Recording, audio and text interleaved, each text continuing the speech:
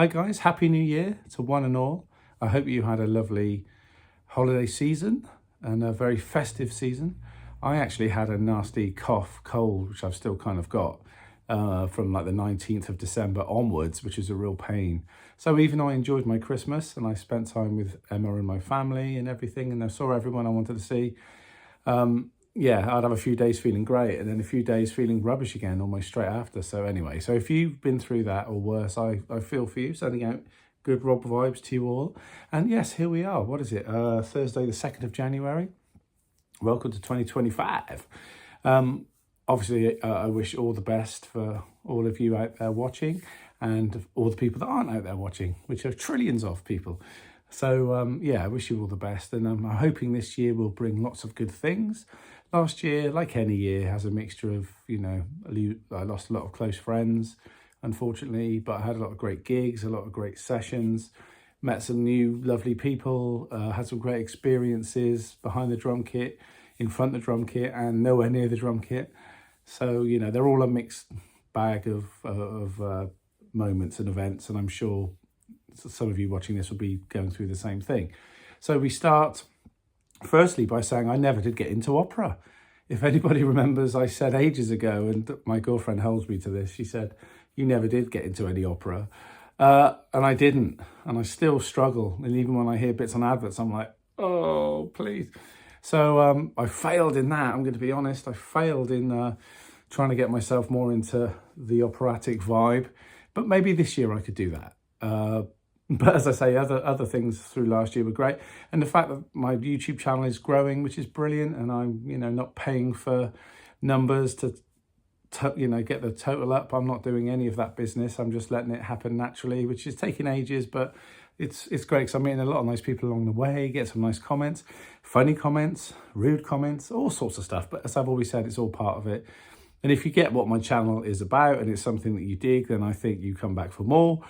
But I'm not changing it. This is kind of my vibe. This is what I do. Same with the YouTube shorts and the drumming rambles. Again, some people are like, oh, it should be a lesson. Isn't it a lesson? What is it? It's just me playing the drums or the practice pad to a click or backing tracks that I write as well. It's just my vibe. This channel is very gratuitous. It's all about me. But most people are getting it and they're enjoying it. And the best thing is that I've had a lot of people saying it's influencing them to do, you know, similar improvisations and to write stuff and, you know, play drums in a different way rather than just, this is a drum cover, wow, and I'm going to play all over it or whatever. They're sort of thinking, well, I could actually do my own thing. And that's really what I'm trying to do. As I've always said, all the artists that I love and the records that I like and the movies that I like. So the directors, the actors, script writers and writers as well, authors and, you know, and painters, you know, any sort of art and sports people as well, you know, any great sort of person. And, you know, we could go further into politicians and just great people. They just, I find them inspiring and they always try and do their own thing and then they zone in on that. And for good, bad or ugly, you know, they go through with it.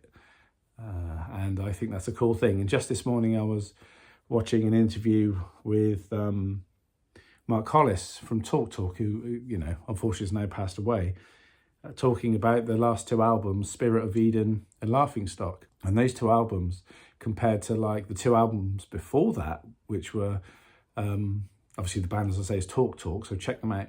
It's My Life was that album from 84 or something. Yeah, 84 I think. And then The Colour of Spring from 1986. Both had big singles, another top 10 singles from the albums. But their complete 360 shift to what they did on Spirit of Eden and Laughingstock is just, it's an artistic thing. You know, it's not a commercial choice. And sales probably suffered, but I just like the fact that they sailed all the way through that. And the thing is, we're not going to be necessarily talking about how many albums were sold in 1984 or 1986. There's always those polls and charts, of course. But when people talk about how cool and how an album's got longevity, we'll be talking about The Colour of Spring from 86. We'll be talking about Spirit of Eden from 88. And we'll still be talking about Laughingstock, which I think was 1990 or 91, in many years' time. And they are often mentioned in the studio.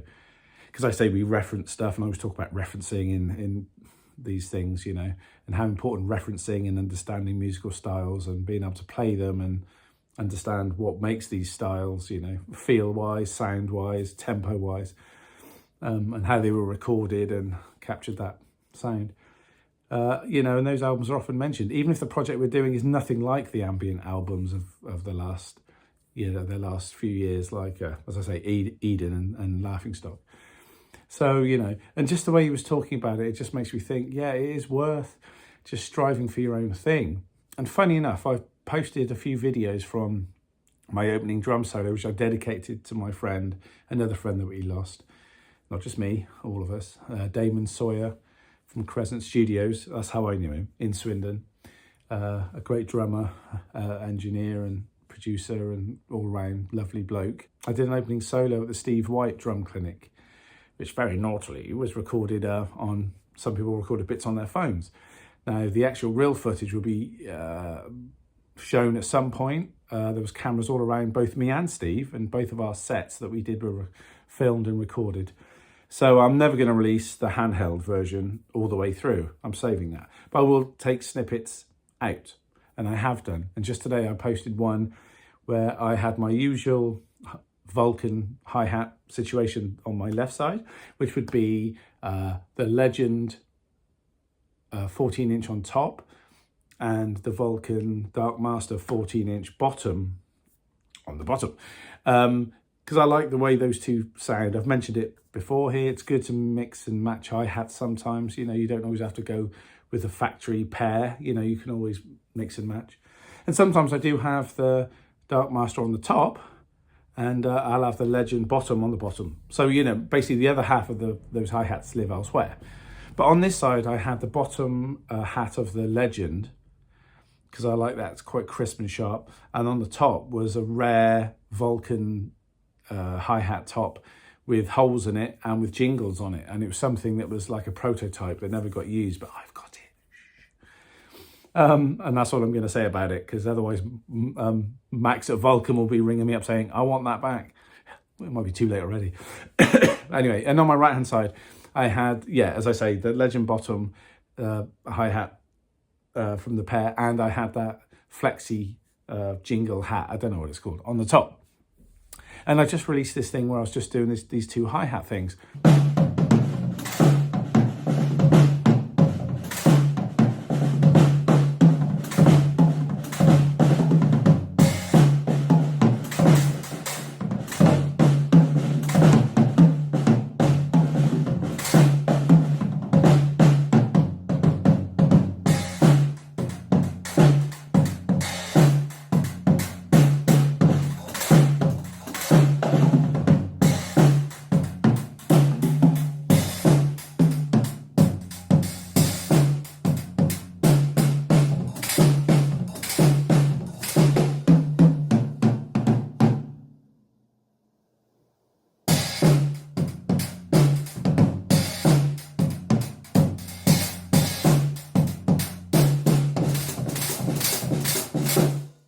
And a few comments have come in about that already. You know, like, why don't you use an X hat, and why do you spread your legs across, you know, to move from your bass drum around to your floor tom, around the floor tom to this extra pedal? It looks like really uncomfortable. But, you know, it is quite uncomfortable, but I'm quite supple. I'm 54. I'm not completely rigid yet. So I'm still quite flexible. So yeah, I just bring my right foot round past the floor tom, and I've got like the DW6000 flush hi-hat stand there, so I can get it quite close to the floor tom leg, so I'm not going right the way across. And sometimes I put it between my two floor toms if I do a masterclass or clinic with the two floor toms, but I didn't this time. I just took the one. I took a 22-inch bass, 10, 12, 14 floor, and my, you know, the Hitmaster snare drum, Hitmaker, 14x8 snare drum. Anyway, yeah, and I come up with these little combinations, and you know, I love the people who say, why? You could do it this way, or you could do that, or you could do the other. You know, that's cool. I do it because I love the fact of when I put the cut-out Remo drum heads and put them on the, you know, the sizes that fit, obviously, and put them on the drums, which I did at that masterclass as well. And I play the kit, it instantly changes the sound and makes you play differently. And when I did this a couple of years ago, I instantly felt kind of the floor tom sounded more like a bass drum. It's like, whoa, that's cool. So I started playing these sort of hip hop kind of grooves, and it just naturally happened. And I thought, well, if my right foot is on this hi-hat stand, I can't get to the bass drum pedal. So, hey, that's cool though, because I've already found that this floor tom, whether it be the 14, the 16 or the 18, can sound like a bass drum because it's got no ring on it now, because it's got that doo, doo kind of sound. So then it's like, okay, so then my right hand will have to, well, that's okay, because that's my right hand and my hi-hat hand, that's fine. But my right foot is then going to have to get used to opening the hat. Now, bass drum foot doesn't get used to coming up, it's used to going down. So it took me a while to get used to that. But anyway, so there's this clip of me playing that. So, and it's because it felt good. And just little things like that I do is just because, why not? And it gets me back to this thing we were just talking about with Talk, and you said it's about Miles Davis, David Bowie, of course I'm going to say Prince, the Beatles, any band that, you know, keeps pushing forward and getting away with it. You know, they might not score the hits like they used to, because it's like, oh, that's not like the old stuff. But to me as an artist, that's like, well, that's good, you know. And it's not like suffering for their art or anything like that. It's the fact that they've just got ideas and they want to keep moving forward. Nobody just wants to go, oh, let's just make another, you know, let's make another She Loves You. Let's make another When Doves Cry. Let's make another Let's Dance, you know. It's like, no, let's change the sound, do something different. It might fail, but that's the exciting bit. It might fail, but it means that I'm moving forward. So years later, you see this body of work from these artists, and it's even more incredible than when they were alive. Now, I'm not comparing myself to one of those people before anyone starts writing to me. I am not, but in my own little way, I use that as a template. So I'm constantly trying to change things around. So when I do things like that, when I do things like my pad video with some sort of ambient electronic stuff, because that's what I'm into behind me, and not a click and me sat there going, duh, duh, you know, this is me at like 400 BPM, whacking these things out. You know, that doesn't interest me. That's not where I'm at. I've got some fast stuff in the armory that I can throw out when I need to, but I've realized that, and I think I've talked about this a few times, I'm on a different trajectory. I'm interested in the drums being an instrument and playing them that way. So I guess that's where people leave me and go to I can't think of that guy's name. He's brilliant on Instagram that does all those funny videos where it's all really technical but still quite funny. I mean, that's amazing, but that isn't my tip, as they say. You know, I'm on a different kind of journey, and I think as you get older, you get more confident in that. And the fact that I'm still getting work and I'm still getting tours and sessions and people still want to come for lessons and book me for masterclasses, I think I'm on the right kind of journey. I'm on the right road. So yeah, it's just constantly changing. And I think through 2024, I really sort of seized that YouTube, the quest. I think I'd finally accepted it, and I was happy with it. And I think the videos before I'm still going to leave up. I'm happy with that. But I think, you know, people are really understanding what it's about, and it divides. If you don't like it, you can go and watch, you know, the people are doing single stroke rolls with one hand at 400 BPM. If that's your thing, great. You're not going to get any recording sessions or any gigs from that, but hey, if it feels good to play it down the pub, that's all good, and I've got nothing against that. But my journey is slightly different. So thank you for staying with me through this journey. If you have stayed this far, I appreciate it. And I will be doing more clinics this year. As far as working with the artists, I've had a few questions I don't know, and that is the truth. I'm not being like all coy about it. I don't know what's happening with either Lorena's camp or Susie. No idea. Wouldn't like to say, because you say one thing and then the next minute the email pops or pings, and you know, it's like, oh, could you come to London next week? You just don't know what's happening. So I can't give any definites on any of that, I'm afraid. And people do keep asking. I know people are desperate for a new Lorena album, and people are desperate, even more desperate, I would say, for a new Susie record. But yeah, I'm sorry. As I say, I'm not being all sort of like, hey, I can't tell you. Nothing is happening, and that's the truth, Ruth. The minute it does, I'm allowed to say something, I'll let you know. I'm just going to take a sip from my Mandalorian mug that my mate Phil got me for Christmas. Hang on. That's better. So still lingering. And finally, where are we? We're the 2nd of January. So tomorrow, which should be Friday the 3rd. I'm so clever. We're going to be playing at, well, I say we, Nick's band, Nick Allen, who owns Narm Studios, you know, the place I always go to. And, oh yeah, also, people have been saying, why didn't he put the blimmin' fire on in these last clips that I'm posting? because I had my big, something like this on, or a jumper, plus my big puffer jacket, plus Emma's scarf with ease written all over it, the green and black one, sparkly, cool scarf. It's because I was looking after my neck and my chest, but I didn't really realise that people would be saying things like, "Come on, put the bloody fire on," or put another 50 in the meter. You know, what's wrong with you?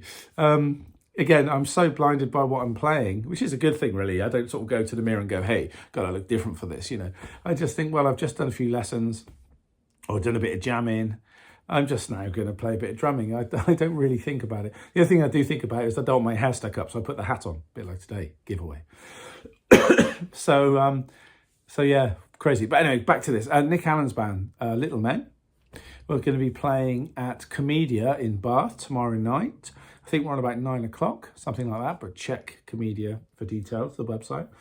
I believe it's free to get in. Can you believe that? Free to get in. And I think they're taking donations and stuff like that at the door or at the bar or something. I don't know. But Nick just wanted to have a party, get all the musician friends in Bath and Bristol together to hang out, check out some of the new material we're doing, because we've got a new album coming out this year. That's one thing I do know. And we're also going to Real World Studios, the famous Real World Studios, which I love. And I've talked about quite a few times. And we're going to record 8 more tracks there in February or March. I mean, Nick is just on a roll at the moment. He's like Dylan. He's writing songs every 2 minutes and just wants to get album after album out and out and out and out and out till he runs out of steam, which is great. So if you're around tomorrow and you're in the local area, or even if you're not and you want to come up for the weekend, then come on up to Bath. Come see the band tomorrow night. Should be great fun. I think we've road testing 3 new songs, and we're rehearsing tonight. So I've got to get my voice in gear. Not that I sing. But just to be able to shout with the band and tell them what to do. No, only joking. Oh, while we're here, actually, and I'm rambling, you should check out that Max Roach documentary that's on Apple TV. Very interesting, and also slightly disappointing in places, but hey, no one is perfect always round. But I will say, as a Buddy fan, I don't know if I've said this before, he gets kind of a hard rap for some of the stuff he said to his band, and he was goaded into a few things. And I'm not saying he was a nice guy all the time. No one is. But some of the stories that were coming out about Max really surprised me. And it's funny that we don't sort of talk about the roastings and the beatings on stage that Max gave people. You know, when sax player said he stopped hearing the drums, and the next minute Max is climbing over the kit and starts laying into him on the stage. You know, don't remember Buddy ever doing that. But and also shouting abuse. Anyway, I love Max. As you know, I put a record up just the other day of Max Roach. I love him. But, you know, it's funny how Buddy always gets... and Tony Williams could be spicy too. Anyway, I don't know why I brought that up. I just thought it was quite interesting because I guess Buddy always gets the what's the name for that? But anyway, I am now waffling. So come around tomorrow night for Little Men at Comedia. If you're around, we'll have a drink together and a bit of a chat. And I'm losing this, so don't panic, you won't catch it. As I say, thank you for all of your support in 2024. Much appreciated. I hope it continues into 25. I'll try and keep doing the content you want to see and just doing my thing. And if there is anything you do want to ask me, send it to a question to my email, which I think is going to be here. Is that right? Sometimes it's higher or lower when I do that. Or leave a comment down below in the comments. And I'll get back to you if there's anything I can help you with. But yeah, I'm quite inspired by the amount of people who are writing saying that they're enjoying what I'm doing, and it's inspiring them to think a bit differently about when they practice and when they play on the pad or improvise on the drum kit. That's music to my cloth ears. So thank you, and have a great weekend. I shall be back with more videos. I'm going away with Emma for a few days, for 4 or 5 days, so I won't be around. But I plan to get back on this now I'm feeling better, and some more interviews with engineers, producers, musicians, and sometimes some other drummers, maybe, if we can do it, because I've got loads of mates who I could talk to about stuff and compare notes. So who knows? So have a great weekend. Thanks for tuning in. Like, subscribe, share, all those things. Have a lovely weekend. And if I see you at the gig tomorrow, great. If not, boo. Anyway, take care, and I shall see you soon.